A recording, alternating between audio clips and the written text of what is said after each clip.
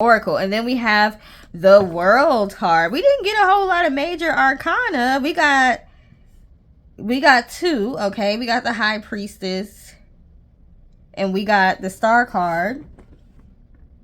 Okay.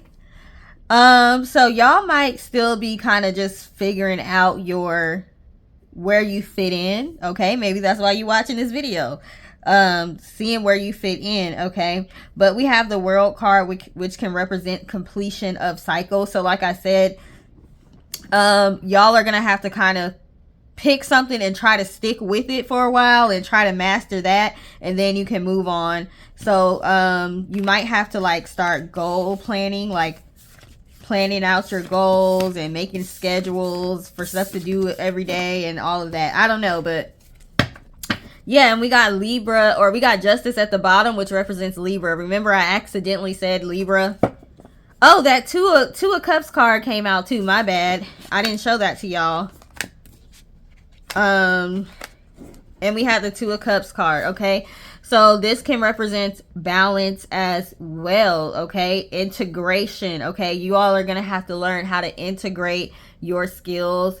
Learn how to integrate your passion and your intuitive skills in a practical, logical way as well with this Justice card. Justice is a Libra, and that is an air sign. Okay, so y'all need a little bit more logic, a little bit more practicality, okay, with the emotional, intuitive side that you have. You all could be very good speakers as well. You all may work in the justice system, the legal system, okay. You definitely won't be afraid to speak up for people. So if that's something you want to do, you may be some sort of advocate or something for victims, and maybe you're using your spiritual gifts for that. All right, so let's go ahead and move on to your oracle cards. Okay, so we have Lizard, regeneration. As a survivor, you are unparalleled. No matter what happens, you can adapt. Embrace your transformation. Put on your new cloak. You are a master of regeneration. And I kept using the term master. Try to master something, okay? Stick with it and try to master something. So yeah, you all are being called to master something, and it's looking like maybe mastering the art of regeneration, which I'm also gonna call transmutation as well. Okay, so yeah, the Lizard knows how to adapt. Remember, I said y'all are gonna have to learn when to say things, how to say things, based on who your client is. Okay, y'all have good skills to be able to read people, but sometimes you might be a little too blunt. You might blurt things out, things of that nature. So learning how to be a little bit more calm when you need to, and then turn it up when you need to. Like, you know, y'all are gonna have to learn how to be like a lizard, how to be a chameleon a little bit. Okay, we also have, and hopefully y'all can see this, I forgot it's nighttime now. I started in the day doing readings and it's nighttime now, so it's darker. Okay, so we have Giraffe, visionary, rise above earthly matters, glide through life with grace. You are able to see the right path, stand tall in your self-worth, and love with a big heart. You all do have big hearts, okay? You do love other people for sure, and you are compassionate.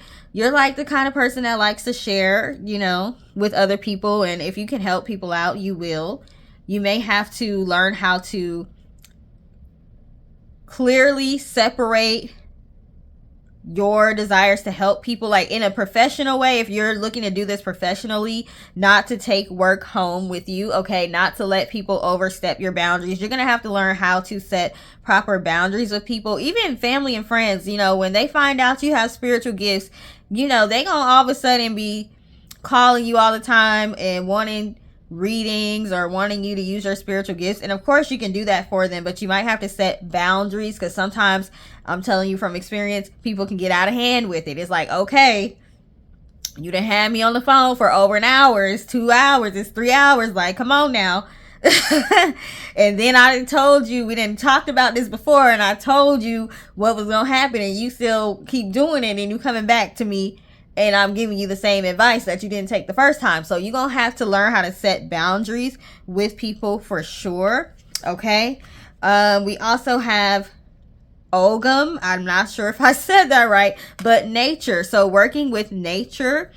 You may be the type of person that you get messages from animals, and I'm not saying the animals is walking up to you like whispering in your ear. I'm saying you may see an animal doing a particular thing, and you just may get a vision, or you just may get a thought in your mind. Okay, something is gonna like pop into your mind just from you seeing a little squirrel scurrying across, or seeing a wasp, or seeing a spider or something. You're gonna get some sort of information from that.